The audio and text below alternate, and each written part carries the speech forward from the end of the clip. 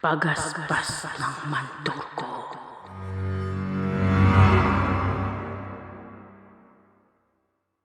Mag-isa kong binagtas ang daan papunta sa paborito kong burol. Naging usap-usapan kasi sa social media na sa pagsapit ng ika-9 ng gabi ay magiging pula ang buwan. Interesado akong panoorin yon at iguhit, kaya tinakasan kong muli si Lolo Pilo. Doon ako madalas magpunta at magpalipas ng sama ng loob kapag kinagagalitan ako ni Lolo. At doon rin ako nagpapagaling ng sugatan kong puso. Maganda ang tanawin sa itaas ng burol na iyon. Mula doon ay tanaw ang mga kabahayang kakikitaan ng payak na pamumuhay. Bagamat gawa lamang sa pawid at tabla ang karamihan sa mga bahay na iyon, ay masarap naman sa mata. Nabubusog ang aking paningin sa luntian at malinis na kapaligiran. At sa gabi naman ay tanging mga tala at buwan ang aking silungan. Iyon ang aking tambayan mapayapa. May ituturing na isang paraiso para sa tulad kong lumaki sa magulong lungsod. Bit-bit ko ang isang blankong canvas. Susubukan kong muling gumuhit. Inspirado ako sa nakita kong napakalaking buwan. Hindi naging sagabal ang oras sa aking paglalakad. Sapat na ang liwanag upang ligtas kong marating ang tuktok ng burol. Nabilib ako na magsimula na ang eklipse. Napakaganda, pero nakapaghahatid ng kaunting kilabot. Mula sa aking kinaroroonan ay narinig ko ang alulong ng mga aso at huni ng mga panggabing ibon. Gayunpaman ay nilabanan ko ang takot kahit nagtayuan na ang aking mga balahibo sa katawan.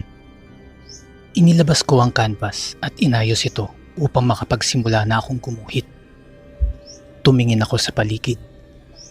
Para akong namalikmata nang may nakita akong isang maliit ngunit malinis na batis sa ibaba. Isang perpektong inspirasyon para sa isang obra. Sinimulan ko ng iguhit ang mga linya nang bigla akong makarinig ng isang malamyos na boses. Umaawit ito sa lengguwaheng hindi ko maintindihan. Ipinikit-pikit ko ang aking mga mata nang masilayan ko kung saan o kanino nagmumula ang tinig na yon. Isang babae ang nakatampisaw sa tubig. Itim at hanggang bewang ang kanyang buhok. Kasing puti ng labanos ang kanyang kutis. Nakatalikod siya, kaya malaya akong pinagmasdan ng balikinitan niyang katawan. Mayroon pang maliliit na bituin na nakapalibot sa kanya.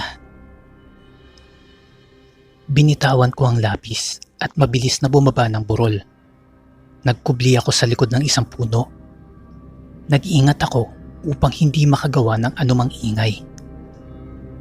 Nang matapos na siya sa pag-awit, ay tumingin siya sa itaas kung saan nagkulay pula na ang buwan. Ito rin ang posisyong paharap sa akin. Napanganga ako sa nakita kong kagandahan. Walang katulad ang mapupungay niyang mga mata at mapupulang labi. Bumagay sa kanya ang suot niyang kwintas na gawa sa maliliit na bulaklak. Nakasabit ito sa kanyang lieg. Ang mga ito rin ang tanging palamuti sa hubad niyang katawan. Bigla akong napasiksik dahil lumingon siya sa aking pinagkukublihan. Tila dumagundong ang tibok ng aking puso dahil sa kaba. Sino ka? Maaari mo bang ipakita ang iyong muka? Narinig kong sambit niya. Nasukol na ako. Kaya wala na rin ako magagawa kung hindi ang lumabas.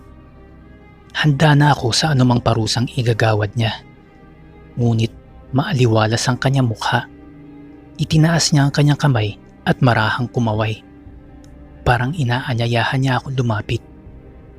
Itinuro ko pa ang aking dibdib sa paninigurong ako nga ang kanyang tinatawag. Ngumiti siya at tumango. Bakit mo ako pinapanood, Mortala? Ipagpatawad mo, hindi ko kasi mapigilang pagmasdan ng kagandahan mo. Nagtampisaw na rin ako sa tubig. Sinalubong niya ako at niyakap. Natulala ako. Hindi ka ba natatakot sa akin? Hindi ako makasagot dahil manghang-mangha pa rin ako sa nangyayari. Naririnig ko ang mabilis na tibok ng iyong puso. Nais kong sumagot pero napipi ako. Napuno ng saya ang buo kong pagkatao. Kinikilig kaya ako? Ito na ba ang sinasabi nilang pag-ibig sa unang pagkikita? Nagtama ang aming mga mata. Unti-unti ay naglapit ang aming mga mukha. Hindi ko siya makitaan ng anumang pagtanggi, kaya itinuloy ko ang kanina ko pa gustong gawin. Naglapat ang aming mga labi. Napapikit ako. Nagkasundo agad ang dalawang pusong iisa ang nararamdaman. Parang pinalot kami ng isang mahika na hindi ko maunawaan, pero parang ayokong matapos.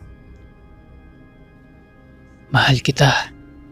Sa wakas ay nasambit ko. Sigurado ka ba? Oo, kaya sumama ka na sa akin. Niyakap ko siya ng mahigpit at hinaplos ang kanyang buhok. Gusto ko. Ngunit hindi normal na magsama ang dalawang nilalang mula sa magkabilang mundo.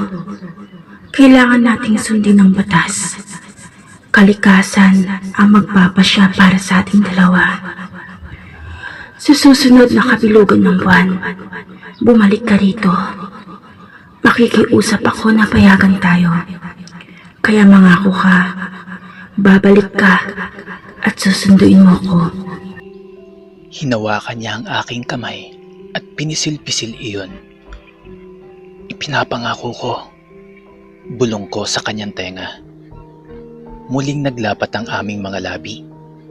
Ito ay bilang tanda sa pagiging matapat namin sa aming kasunduan at tunay na pagmamahalan. Pagkaraan ng ilang sandali ay bigla na lang siyang naglaho.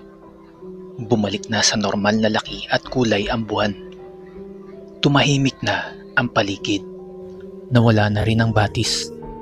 Naiwan akong nakatayo mag-isa sa madamong bahaging iyon sa ibaba ng burol. Umaasa akong muli tayo magkikita, mahal ko. Bulong ko sa hangin. Niyakap ko ang aking sarili dahil nanuot ang lamig mula sa basa kong damit. Umakyat na akong muli sa burol at kinuha ang aking gamit. Nagpasya na rin akong umuwi dahil lumalalim na ang gabi. Saan ka na naman galing, Eman?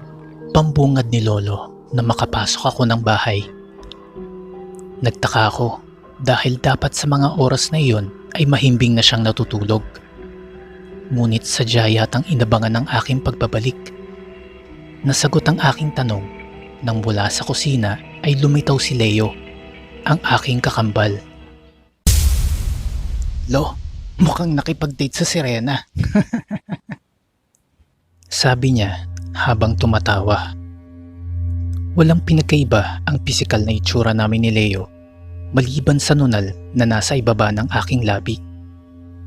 Magkasing tangkad rin kami. Halos pareho ng pananamit. Ngunit kung sa pag-uugali ay malaki ang aming kaibahan. Makulit siya, seryoso naman ako. Mahilig ako sa art, siya naman ay sa mga laro. Kaya nga siguro, pati mga puso ng babae ay nagagawa niyang paglaruan. Pinapanood ko lang po ang buwan, Lolo. Pasensya na po, hindi ako nagpaalam. Malumanay na sagot ko.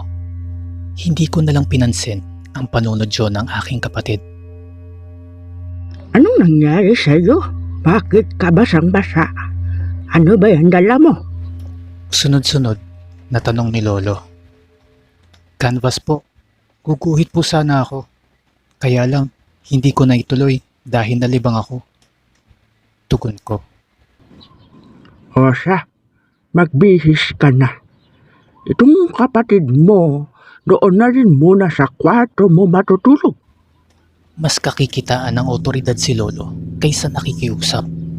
Kaya wala akong nagawa kung hindi ang sumang-ayon. Maingat kong inilapag ang canvas sa kama.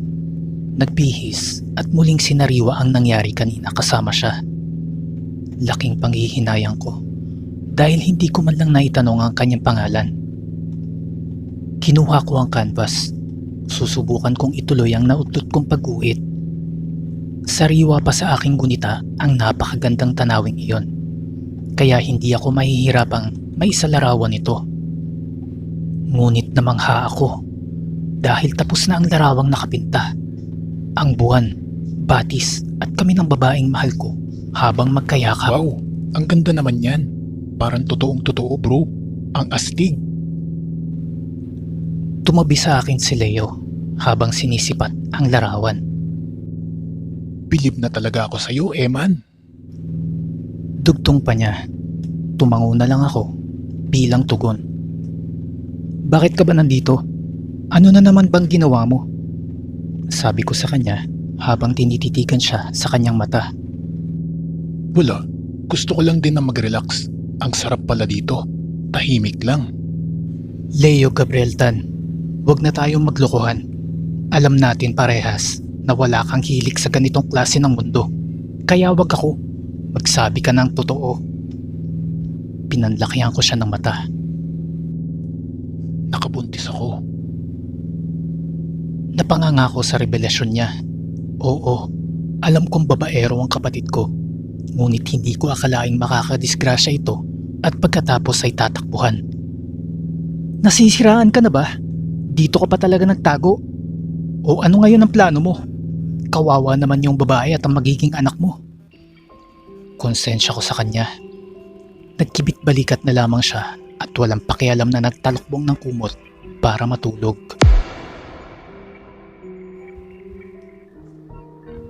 Lumipas sa mga araw. Malapit na ang muli naming pagtatagpo. Nakalimutan ko na rin ang dinadalang problema ng aking kapatid dahil mukha naman itong hindi apektado. Todo pabibo at sip-sip pa siya kay lolo. Iyon madalas ang hindi ko magawa maging sa magulang ko, ang maglambing. Nang biglang may tumawag sa telepono ni Leo. Wala sa loob kong sinagot yun. Boses ng isang babaeng umiiyak. Nagsimula na ring maglanda sa mga luha ko dahil kilala ko ang may-ari ng boses na yon. Leo, ano ba? Huwag mo naman akong pagtaguan. Paano tong bata? Tahimik lang ako. Hindi ko kasi kayang ibuka mga labi ko sa labis na pagkabigla. Sana, hindi ko na lang iniwan si Eman para sa'yo. Sumagot ka! Sumagot ka! Ano ba? Kapag hindi mo ako pinuntahan ngayon, papatayin ko ang anak mo. Magpapakamatay ako. Pupunta ako. Saad ko sa pagitan ng aking manghikbi. Si Jocelyn ang kauna-unahang babae na minahal ko. Ngunit bigla siyang nawalang parang bula. Kaya naman naiwang sugatan ang puso ko. Naiwan rin ng maraming tanong na matagal kong hinanapan ng sagot. Ngunit ngayon ay alam ko na ang totoong nangyari. Kinapa ko ang aking sarili kung ano ang tunay kong nararamdaman. Ngunit wala naman doong galit. Bagkus ay labis na pagkabalisa at pag-aalala. Oh, bakit ang sama ng tingin mo sa akin? Ani Leo nang pumasok sa loob ng kwarto. Hindi ko na lang siya sinagot. Kinuha ko ang aking bag at naglagay ng ilang gamit. Nagdesisyon ako na puntahan si Jocelyn at pigilan sa nais nitong gawin. Kailangan kong mailigtas ang dalawang buhay na nasa tiyak na kapahamakan. Masyado akong naging abala sa pag-aalaga kay Jocelyn. Dinala ko siya sa ospital upang ipatingin sa doktor. Binantayan ko siya hanggat hindi ako nakasisiguro na maayos ang takbo ng kanyang pag-iisip. Labis siyang nagpasalamat sa akin. Humingi rin siya ng tawad. Naayos ang gusot sa aming dalawa. Isa na lang ang dapat plansyahin. Ang kulot na utak ng aking kapatid. Tumawag si Leo sa akin makalipas ang ilang araw.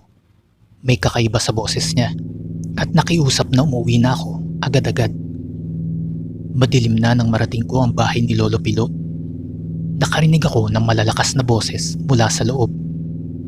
Para silang nagkakagulo. Naglakad ako palapit sa pinto, ngunit natigilan ng matapat sa puno ng nyog. May naaninag kasi akong kakaibang bagay na nasa itaas ng puno. Isang malaking ibon na diretsyong nakatingin sa akin. Malalapad ang pakpak nito na nakadipa sa hangin. Pinagmasdan kong mabuti ang anyo nito mula sa malamlam na sinag ng buwan. Ulo ng isang tao ang aking nakita. Magulo ang buhok niya at napakaitim ng kanyang mukha. Tumakbo ako ng mabilis, ngunit hindi naman ako makaalis sa lupang aking tinutuntungan. Hanggang sa nadapa na lang ako at ang aking mukha ay napahalik sa lupa. Hindi niya ako naabot, kaya muli siyang lumipad pa itaas at naghanda sa muling pagsalakay. Pagapang kong tinungo ang pinto, mabilis at malakas ang ginawa kong pagkatok. Sino yan? Lo, tulong! May aswang! Papasukin niyo ako! Eman, ikaw ba yan? Oo, buksan niyo to! Patuloy ako sa pagkatok. Sigurado ka? Muling tanong ni Leo. Parating na naman ang aswang, kaya napasigaw na rin ako ng malakas. Ako nga ito! Ako si Eman na inaswang niyo ni Jocelyn! Sigaw ko. Binuksan ni Lolo Pilo ang pinto. Noon ko lang nakita ang labis na pag-aalala sa mukha ng aking lolo. Pagapang akong pumasok sa loob. Ngunit ang hindi namin napagandaan ay ang malakas na puwersang nabukas ng pinto nang ito ay isinasara na ni Lolo. Sumisingasing siya na parang ahas habang pumapasok. Napuno ng nakakasulasok na amoy ang buong bahay. Parang patay na hayop. Galit na galit itong nakatitig sa akin. Lo! Ano yan? Sigaw ko. Isa yang mandurugo. Hinagisa niya ng asin at bawang ang nilalang na yun. Napaatras ito at nakita kong umuusok ang bawat tamaan ng asin. Ano? Akala mo takot kami sa'yo? Lumayas ka dito. Humanti ka sa taong nanakit sa'yo, hindi sa mga apo ko. Nagpatuloy sa pagsaboy ng asin si Lolo, kaya walang nagawa ang nilalang na yon kung hindi ang umatras at lumabas ng bahay. Ngunit hindi pa rin kami tititigilan. Lumilipad-lipad pa rin ito at paikot-ikot. Maya't maya ay dumadapo sa aming bubong, lalakad at kinakalampag ng malakas ang yero.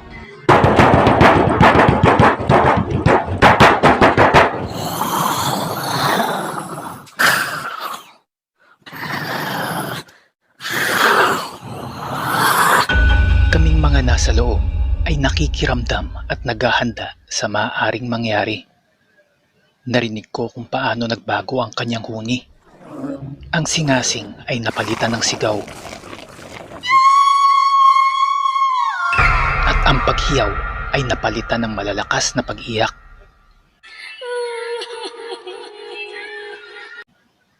Bakit may kanyan, Lo?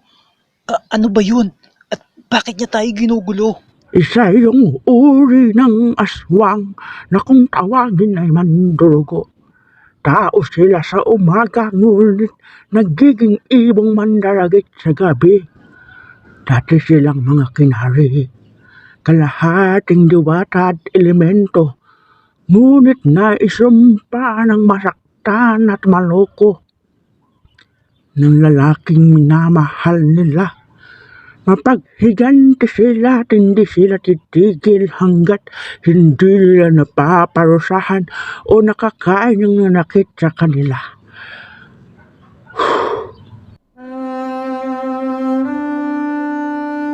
Napahit-hit ng sigarilyo si Lolo. Malinaw na sa akin ang lahat. Napaiyak ako, hindi dahil sa takot, kung hindi sa labis na pagsisisi. Noon ko lang naalala na ito na pala ang ikalawang pagbilog ng buwan. Tama nga ang pinagsasabi ni Lolo. Nasaktan ko ang kinari na iyon. Hindi ako tumupad sa pangako. Ako dapat ang naparusahan. Ako ang nararapat na maisumpa, hindi ang babaeng mahal ko. Patawad! Sigaw ko habang hawak ang naninikip kong dibdib. Napatingin sa akin si Lolo at si Leo. Lalo namang naging agresibo ang mandurugo. Lumakas lalo ang pagkalampag niya sa aming bubong na parang gusto niyang baklasin. Hindi siya tumitikil.